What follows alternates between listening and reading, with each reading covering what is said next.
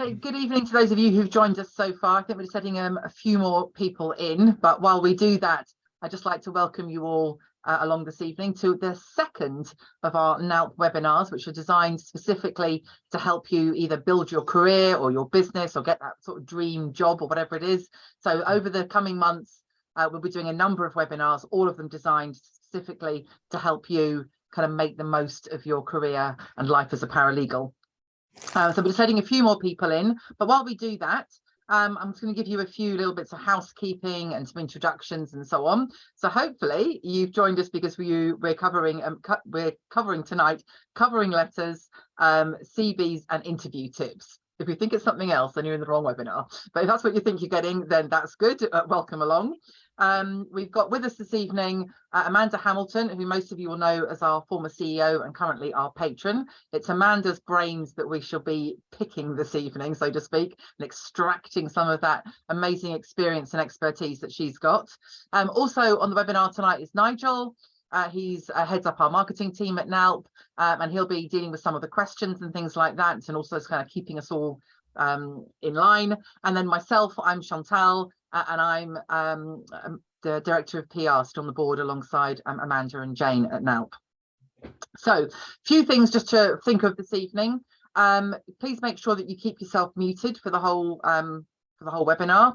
You can have your camera on or off, entirely up to you. We are recording the webinar, so obviously if your camera's on, then we're going to see you in that recording as well, so just be aware of that. But you're very welcome to turn it off if you feel more comfortable that way, but equally it's always lovely to see your faces, so we like it when the camera's on.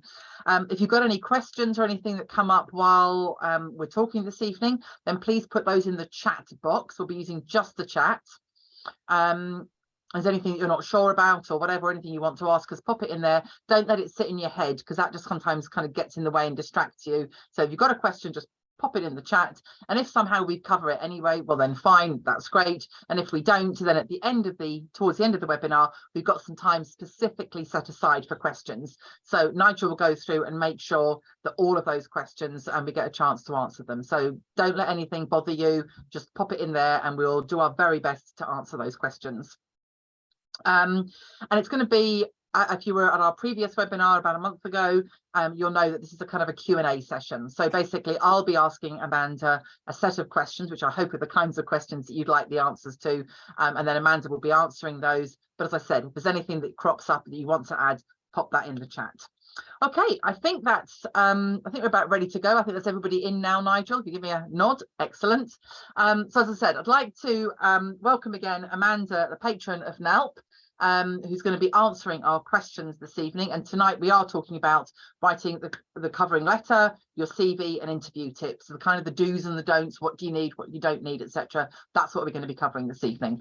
So Amanda, as you remember, and those of you who joined us last time as well will know, what we talked about last time was kind of interesting or slightly different, unusual places to find a paralegal job, not just the obvious places that you might think of. So say you found that role and it's like, oh, that is the one, right? How do you structure a covering letter? What should you include and what should you leave out? And of course, I'm making an assumption here that you even want a covering letter. Maybe you don't. Well, I think there are some employers that would like to see a covering letter for sure. And if you do decide to include a covering letter, which is sensible if you're going to attach a CV, then make sure that it's short, sweet, clear, unambiguous, well laid out, and for goodness sake, don't forget to do a spell check on it.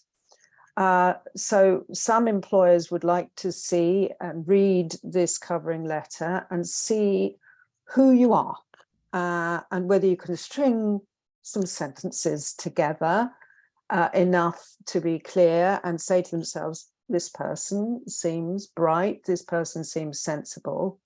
Now, clearly in a covering letter, you want to make sure that the person reading it knows that you're applying for this particular job or role, and make sure that you add in the reasons why you're applying for this job or role.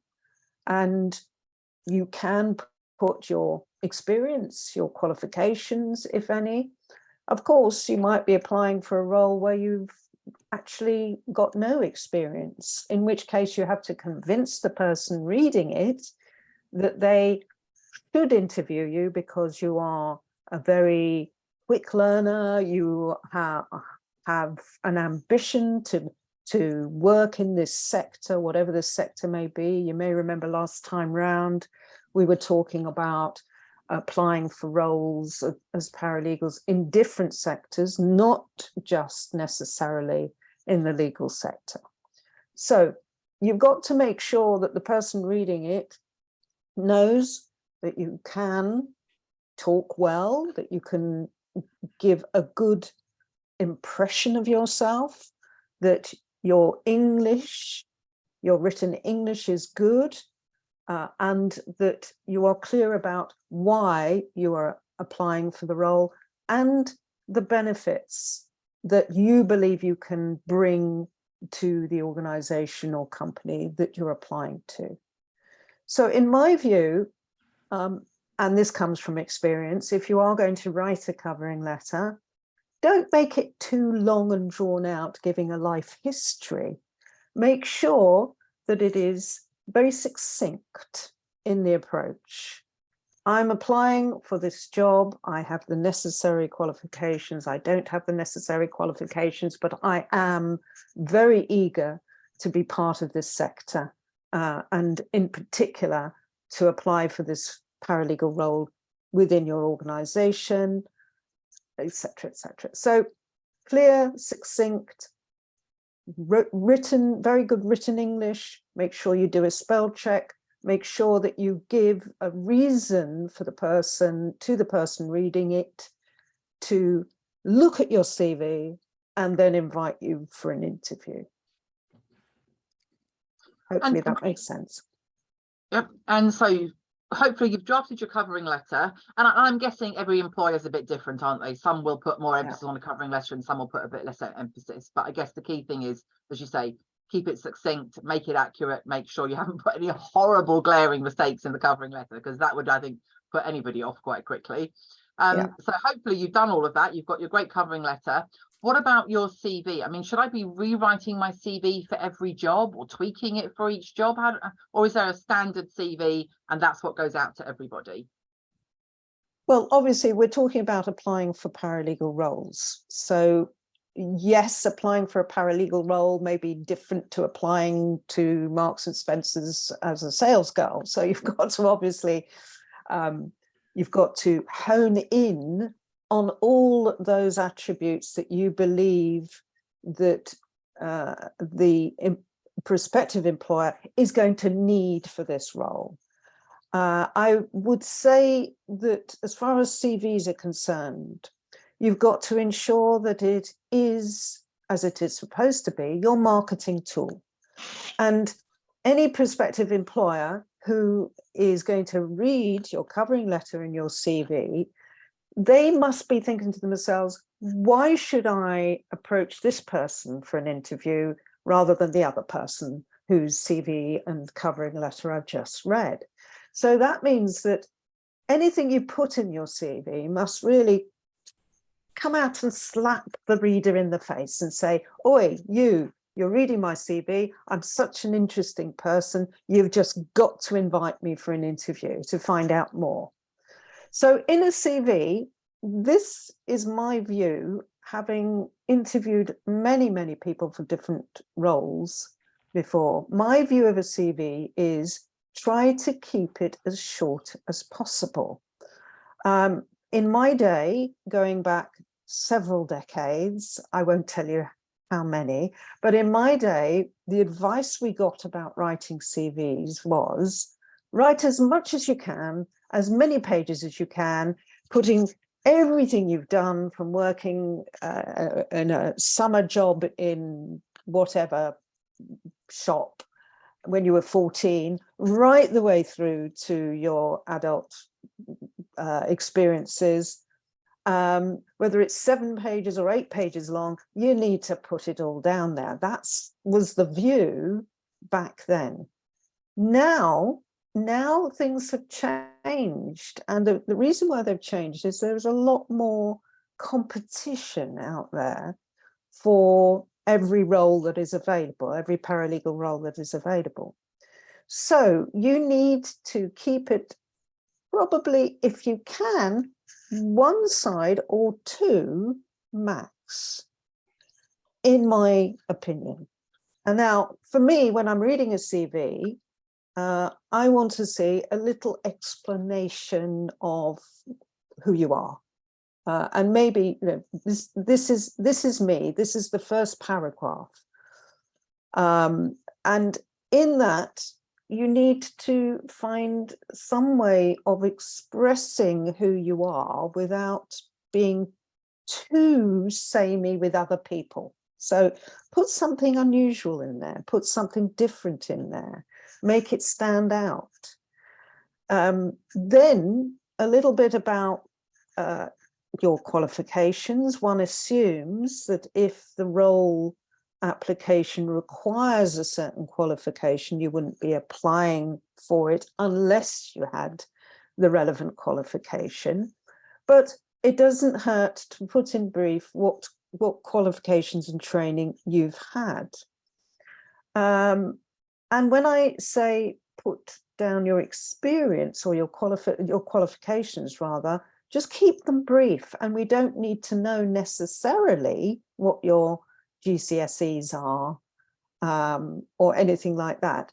I would suggest it depends on the role that is required, and possibly, you know, whether it's a junior or a senior role, you start off with any A-level or A-level equivalent qualifications and go upwards.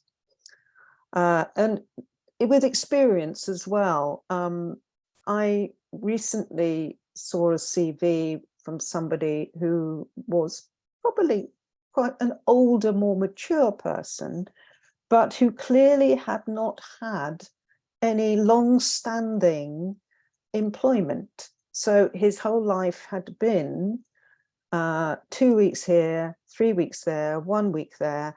And the experience he had from the age of 20 or whatever it was changing job roles every 2 to 3 weeks. And his CV went on for 10 pages. Now, I'm looking at an extreme example here, but basically, with your experience, you need to put your relevant experience down on paper. But when you're putting it down on paper, don't go into every little nook and cranny what your role was. Some employers do like to see that, but again, it's very dependent on the kind of paralegal role you are applying for. I would say something like, this year, whatever it may be, 1985 to that's going back a bit, let's say 2005 to 2008, worked for John Jones and Co. solicitors. Job role, administering and filing and eventually interviewing clients and giving more responsibility, etc., etc. But make it brief, and don't. For me, long lists of what your role was and what you did in your role are kind of, unless they're relevant to the job you're applying for, not relevant as far as I'm concerned. So the location, the firm you're working for or the company you're working for, then the basic role that you had, and some of the responsibilities you had in that role. Not making tea, filing this, doing that, but making sure that you explain what your responsibilities are. That way you can actually put in much more information on the first page of your CV, and information that is required. And on glancing at it, if I'm glancing at a CV, I can just see straight away what you've done. Maybe not to the extent that you'd like to explain it, but enough for me to say, oh, that person's done this, they've done that, maybe interesting to invite them to find out more about what their role was. The other thing is that I love to see is hobbies and interests. To me, that indicates the kind of personality that the person applying for the role has. And I very much remember being at a law fair once, years and years ago, and my stand was next to one of the largest and top status law firms in the country. And there was a sort of lull in the people coming around, and I just happened to have a chat with the person who was at this, who was representing this law firm. And I said to her, she was a graduate entry individual. I said to her, what are some of the things that you look for or that really annoy you about people making applications for job roles? And she said, what annoys me most, I can tell you, is when a person designs their CV around what you think, what they think you want, and leave out what they believe is irrelevant, such as the fact that they work in a bar of an evening, or the fact they have a weekend job at Marks and Spencer's. They leave that out because they do not think it's relevant. And she said, as far as I'm concerned, that shows a bit of people person, sociability. And for the role that they were looking for, or they're looking for people for, there must be an all-rounded, a well-rounded personality that joins their firm, not just somebody who is perhaps very academically bright, but somebody who can communicate well as being academic. So that affected me somewhat. And since then, whenever I've looked at a CV, one of the first things I actually look at, apart from a sort of brief eye over making sure the qualifications are relevant, or the experience is relevant, is the hobbies. You know, if there's something that you have done that may stick out, that may say to the person reading it, that's very interesting, I'd like to find out more. For example, it's been a very long time since I've applied for a job, but if I were to apply for a job now, not that it's relevant for me, but if I were, I would say, right, you know, what are my hobbies and interests? Okay, I love football, I love dancing, I'm an Argentine tango dancer, blah, blah. That to me would be something that a prospective employer might be interested in finding out more about this person. So, sorry, I've gone on a little bit, but I think you get the drift of what I'm trying to say. So it seems like there's that balance then between, you don't want too much, but equally you don't want to be self-editing things out just because you don't think they'll be interesting. And I guess, as you said, that does depend. The higher the level of job you're going to, then the fact that you have a bar job, probably not so relevant. On the other hand, if you've got quite a lot of experience, on the other hand, if you're coming in as quite new, then as you say, the bar job might not have anything to do with being a paralegal, but it does show a sociable person. It shows someone who can hold down a job. It shows someone who can work within rules and all those kinds of things. So I guess it's, as you say, there's a balance to be had, and it depends on whether you're entry level or higher level, but probably don't assume you know what the other person wants. Yeah. Exactly. The only thing you should assume is that they want to interview you. And so you've got to do all you can to encourage them to do that.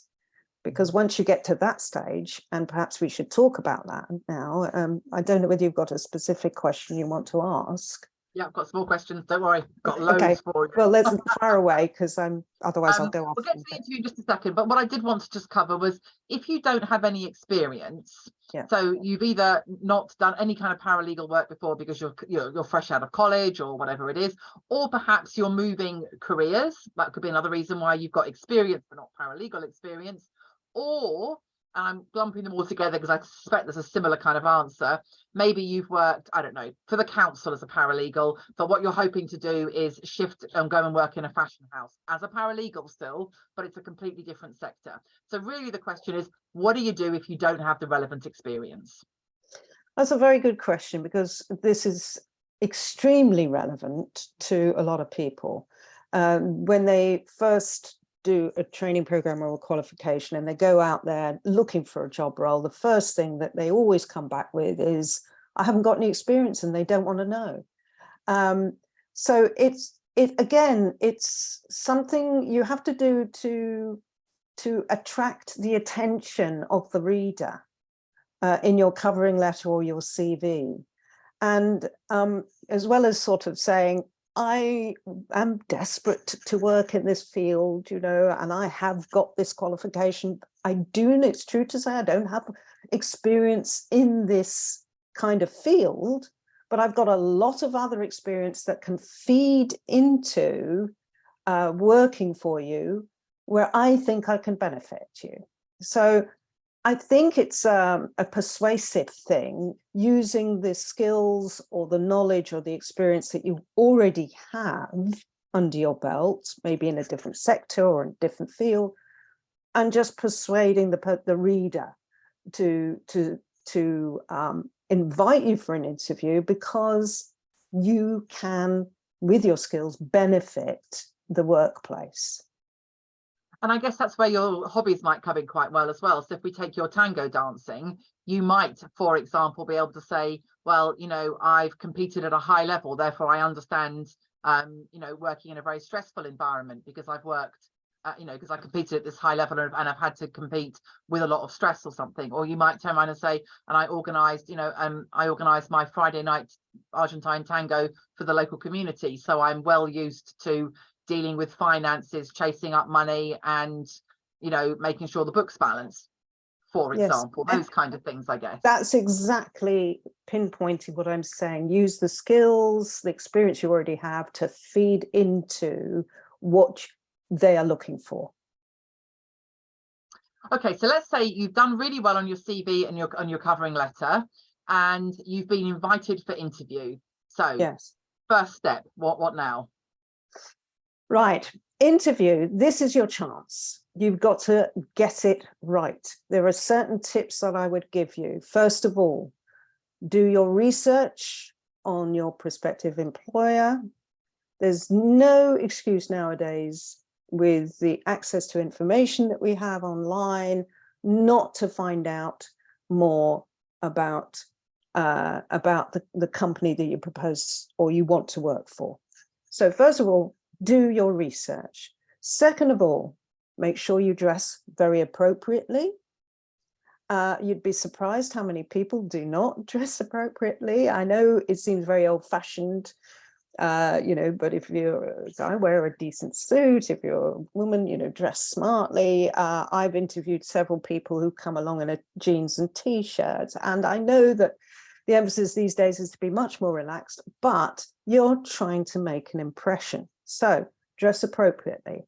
When you get to the interview, certain do's and don'ts. When you're invited into the interview room, now you don't know whether you're going to be interviewed by one individual, two, or several. Okay, don't be put off.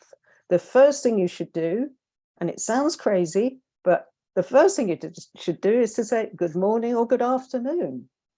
The second thing you've got to do is to have eye contact with the people sitting on the other side of the desk. That is so very important indeed.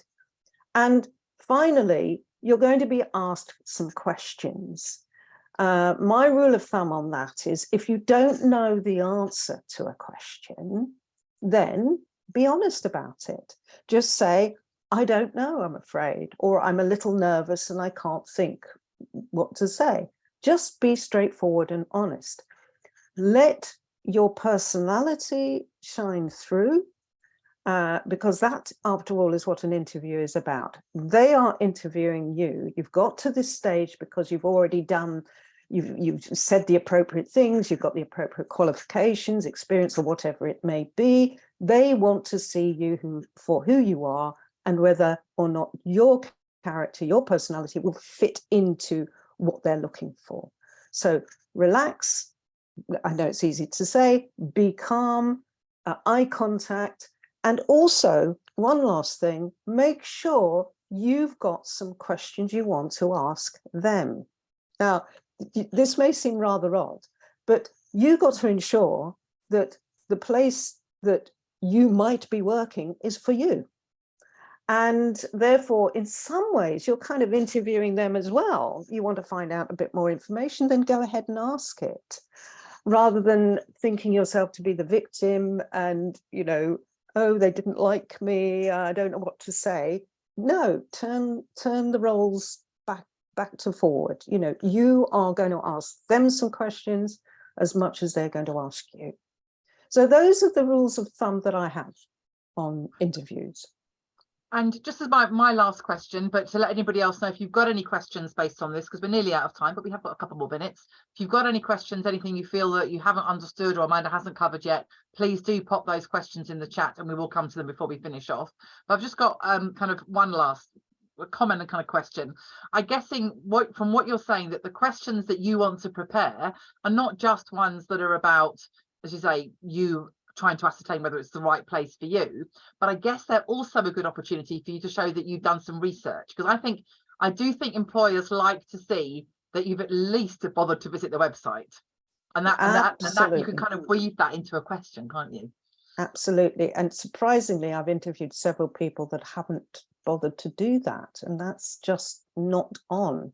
So yes, it does show that you've looked at the website, you've looked at what they do, you've looked at the personnel there, you've looked at how they operate, and it does give a very good indication to your interviewer that you've done your due diligence on it. And I think for me, I don't know what your thought is, but when I'm interviewing people, and admittedly not in the paralegal sector, so I will flag that up straight away, but when I'm interviewing people, I want to get the feeling they want to work for my company. Does that sort of make sense? Like, Absolutely. It might be utter, you know, BS or whatever, actually, at the time, but I just want to feel that they genuinely want to be there. And you do get a feeling when you're an interviewer, you know, you do get a feeling whether or not this person is genuinely excited about the thought of working for your company, or they're just there just to make up the numbers. You know, you do get a feeling of that. So it's very, very important to give that perception, and hopefully it's a true perception that you really do want to work there. And you know, that helps the interviewer no end. Or, you know, if they know that you're enthusiastic, well, that you're halfway there. I think that's very true. I wouldn't want to employ anybody who I felt didn't really want to be there, so to speak. So yeah, excellent. Okay, we've just got a couple more minutes before we finish off. Nigel, are there any other questions that I need to put to Amanda? Any questions that have come in that we need answered, or have we covered everything? I think we seem to have covered a lot, but one person has put something about photos. Should you attach a photo to your CV? What are your thoughts on that? Thoughts are no. It's not necessary. These days, we have I can't even remember, terrible, I can't even remember the statute, but we have you know, you don't have to provide your age or a photograph anymore on CVs. You can put your date of birth down if you want to, but again, it's not necessary. There is no absolute requirement for that at all. Okay, and just one sort of little, you're talking about questions. I always remember somebody in my sort of dim and distant past when I was interviewing, a question you really shouldn't ask at interview. This person asked was, how much notice do I have to give? Oops, that's a no-no. Yeah, he didn't have to give any notice. After that one, but there we go. That's the questions for today. Okay, Lovely, thank you. All right, well, if you have thought of something and we've kind of run out of time, then we are doing another webinar. And you can always ask your questions then, or of course you can contact us via social media or email NALP direct as well if you've got anything that is concerning you. The next webinar coming up is on Monday the 9th of January, same time, 6:30 till 7 p.m. and the topic we'll be covering then is we're offering some tips to grow your paralegal practice. So that's specifically aimed if you have your own paralegal practice. This is going to be a slightly different one because this time Amanda's going to be turning the tables on Nigel and I, and Amanda will be asking the questions and Nigel and I will be in the hot seat talking a lot about kind of marketing and so on, marketing and PR in order to help you grow your business and attract more clients and hopefully make more money, of course. So that's our next webinar and that'll be on Monday the 9th of January, same time, 6:30 till 7 p.m. I just want to say again, thank you very much to all of you for joining us this evening, giving up your evening to join us here for our second NALP webinar. And also thank you very much to Amanda for giving up your time and also sharing your vast experience and expertise that you have in this sector. It's always fascinating to hear some of the things that you've done, but also that expertise that you have that you're so willing to share. So thank you very much for that. Also, Nigel, thanks for joining us again this evening and keeping us all technically controlled and as we should be and so on, and dealing with the questions. So much appreciated for that. I do hope that all of you tonight will be able to join us again on the 9th of January and do, of course, invite your fellow members as well. And finally, for those of you, I recognise a couple of names, I think, who were at National Paralegal Day earlier this month at the House of Commons. Thank you again for joining us. We had such a lovely evening and it was so wonderful to meet you face to face rather than just these kind of names and so on. So thank you so much for making the effort to come up. We had such a lovely evening. Again, thank you very much to you all. And I guess if we don't speak to you before, from all of us here at NALP, have a fabulous Christmas. I hope you get to eat far too much, spend time with family and just have a really lovely time. And then obviously a wonderful new year. And here is looking at 2023. It's going to be a good year, I reckon. So we're wishing you all the best for that and look forward to seeing you in January. Thanks ever so much. Thanks, Chantal. Thanks, Nigel. Thanks, everyone. Bye-bye. Bye.